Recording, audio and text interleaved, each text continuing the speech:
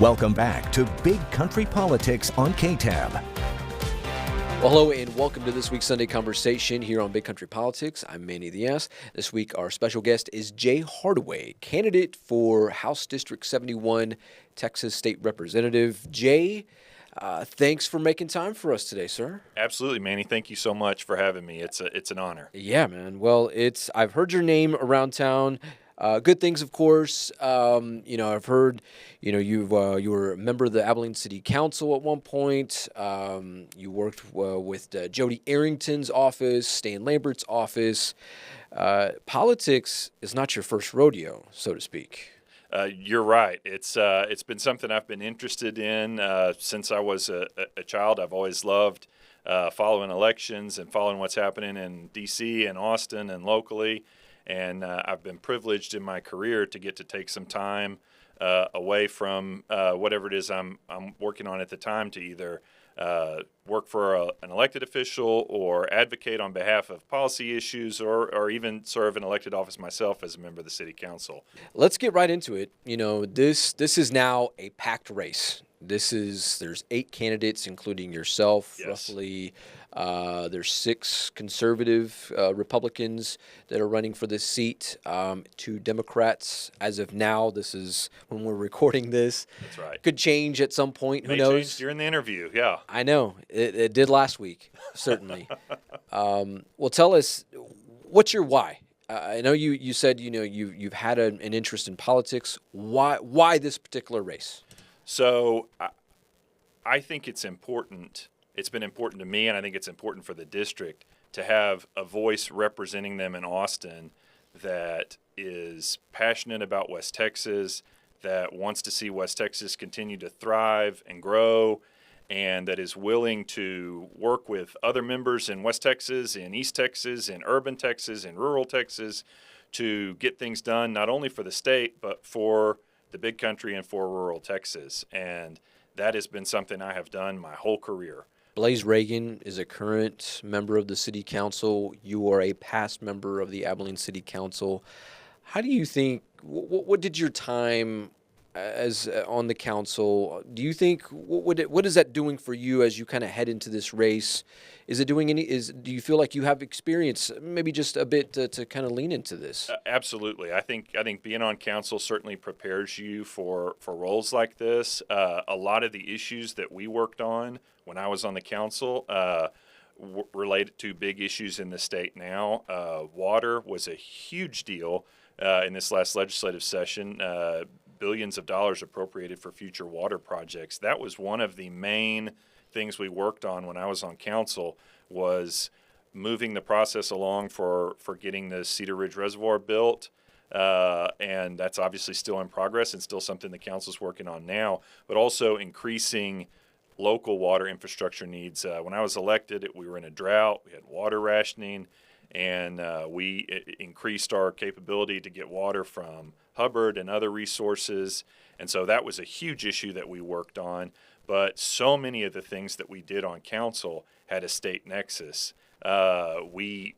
Ordinances that we would pass often had to be updated to be in compliance with new laws passed by the legislature.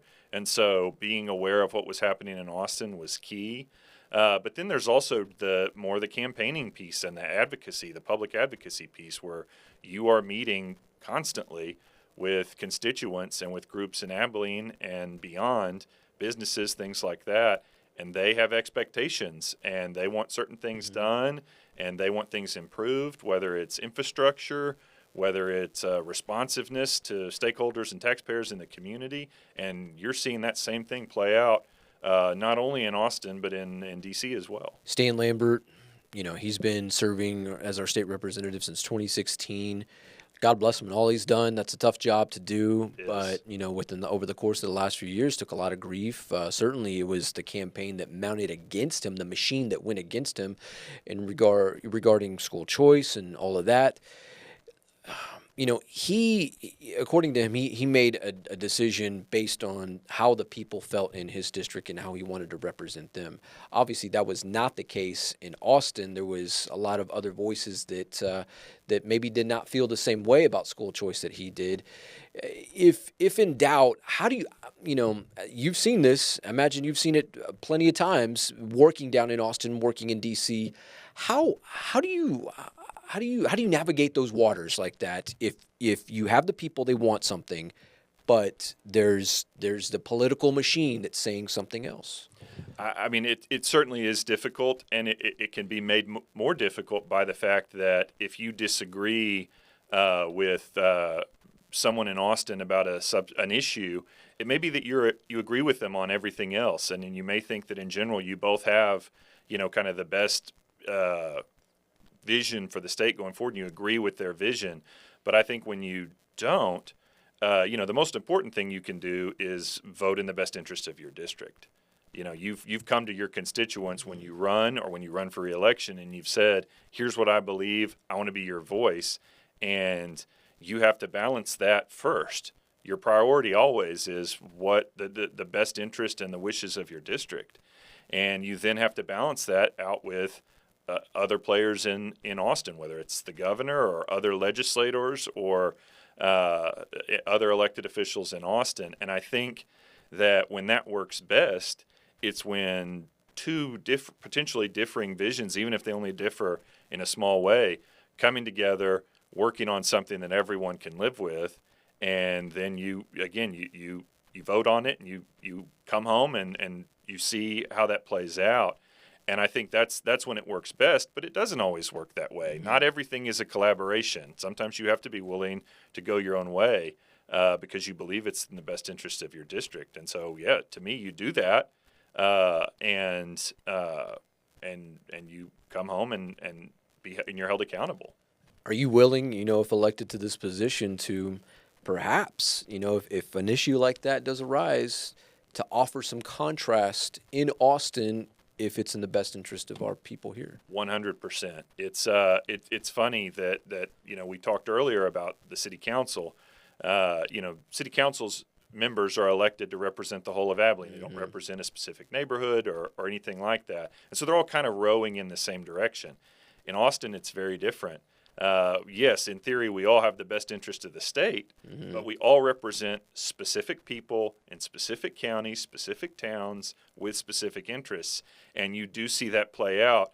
People want to make it a partisan divide, and it's often that, Democrats versus Republicans, but it can be urban versus rural just as much. And so there will no doubt be many opportunities where I'm asked to vote on a piece of legislation that may not be in the best interest of House District 71 because it's not in the best interest of rural Texas, or it may be more specific than that. It's not in the best interest of, a specific sector of House District 71, and maybe it just applies to them, or it may be a broader policy issue that where I've heard enough feedback from my constituents that say, hey, I understand what the guys in Austin are saying, but we feel a little bit differently about that here, and I'd absolutely be willing to do that. I am there to be the voice of House District 71.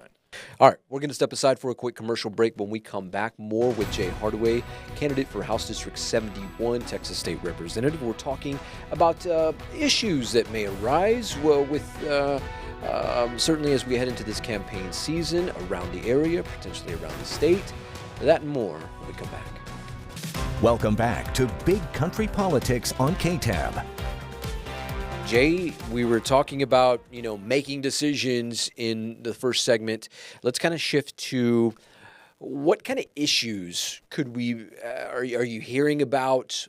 Last week with Dr. Paul Fabrizio, it was kind of up in the air of what will be discussed heading into this, this primary, if you will. What are you hearing that maybe needs to be addressed in that context? Certainly. I think there are overarching issues that always come up. We talked about water earlier. I think, especially for those of us in rural Texas, that's always going to be an issue.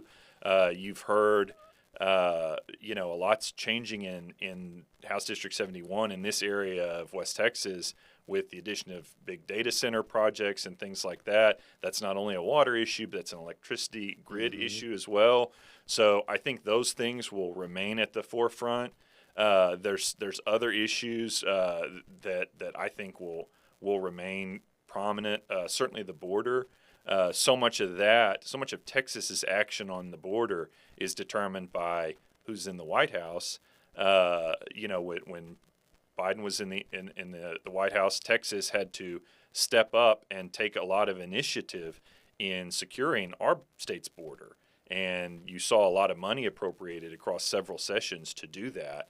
Now that President Trump is in the White House, the federal government is doing a lot more to secure the border, and you'll see billions of dollars returned to the state to compensate for the things that we had to do when the federal government wasn't there for us. And so I think those issues will be really pressing always. We hope that those issues get solved, but that is a long process, and that's something we're going to always have to be vigilant about. I think specific to this situation, to right now, we've been in this kind of weird limbo of special sessions, and the Texas Senate sine died last night, and there's some thoughts that they may come back and look at some other things. We talked about redistricting. We've talked about some other issues, and so it'll kind of depend on what is resolved over the rest of the fall before that special session's in for good. And I don't know when that'll be. I don't know if we'll have another one or not. But one that is near and dear to me involves flood mitigation. I had a daughter that was at a hill country camp during the floods this summer, and making sure that not just counties in central Texas, but counties all over are prepared and have active hazard mitigation plans and have the resources that they need to ensure that when things like that happen, that we're prepared for them is going to be huge. And it hasn't been talked about as much lately, even though it's been on the call for each of these special sessions. So while it's my hope that something is resolved soon about that, if that's an issue that comes up next session, I'll be prepared to work on it. Another one that has been touched on already is property taxes. That will be of paramount importance, not only in any remaining special sessions. It was important in this last session and will be important again. Texas taxpayers are speaking loudly that they want property tax relief, and while the legislature has taken some steps to provide that, there's more to do. Sure.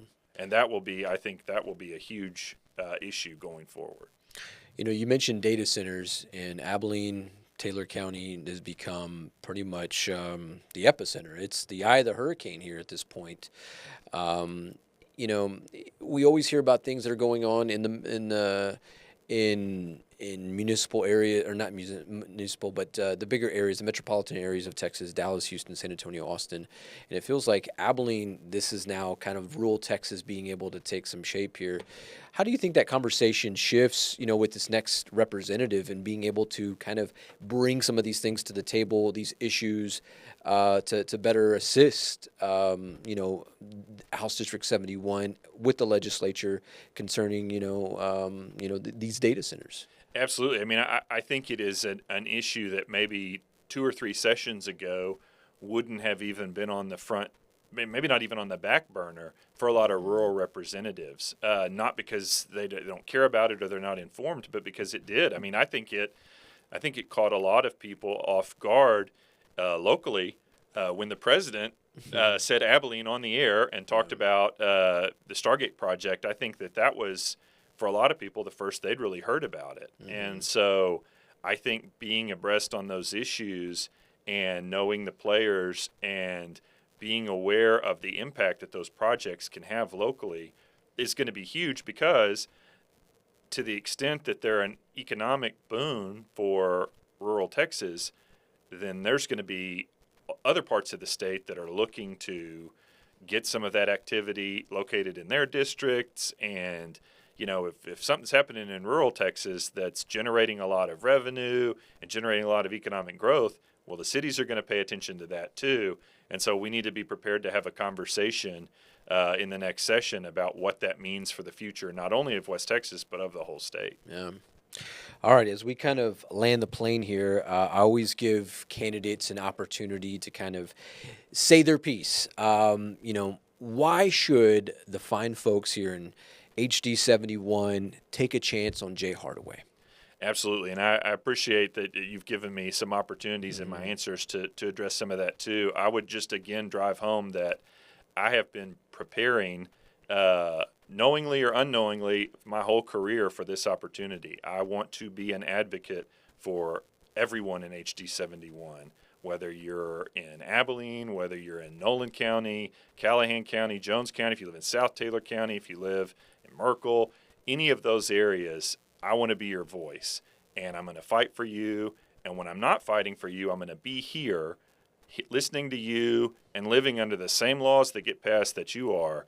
And I'm in it for the long haul. We're raising our family here. We're involved in the community, and we're not going anywhere. And so it'd be an honor to get to represent the voters of HD 71, and I'm excited for the opportunity. And I look forward to being everywhere in this district, and I'm on an extended job interview, and it'd be my honor to get to be your voice in Austin. Yeah.